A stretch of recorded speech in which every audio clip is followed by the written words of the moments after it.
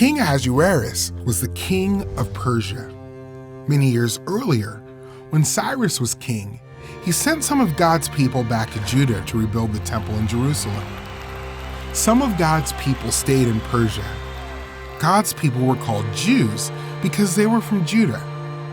The king of Persia chose Esther to be his queen. Esther didn't tell the king that she was a Jew. One day, Mordecai heard that Haman, an important leader who worked for the king, was planning to kill all the Jews. Mordecai was upset. He was a Jew. He didn't want all the people he loved to be killed. Mordecai and all the Jews cried. Esther didn't know what was wrong.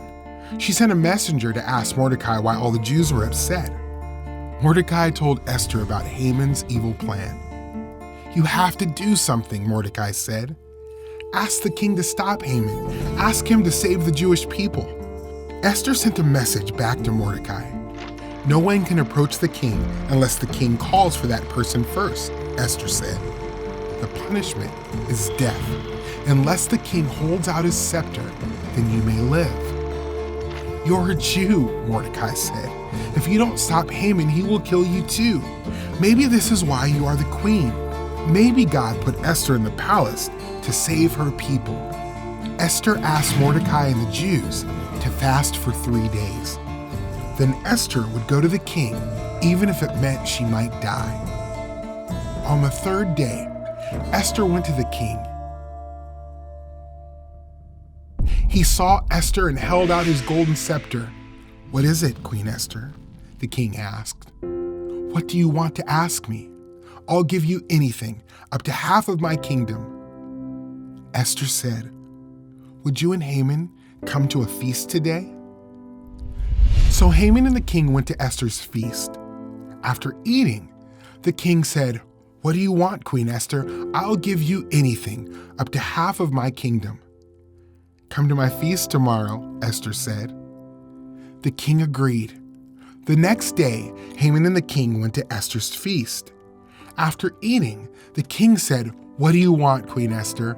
I'll give you anything, up to half my kingdom." Esther spoke up. "There is a plan to kill me and my people." The king replied, "Who is responsible for this plan?" "This evil enemy, Haman," Esther said. The king was angry.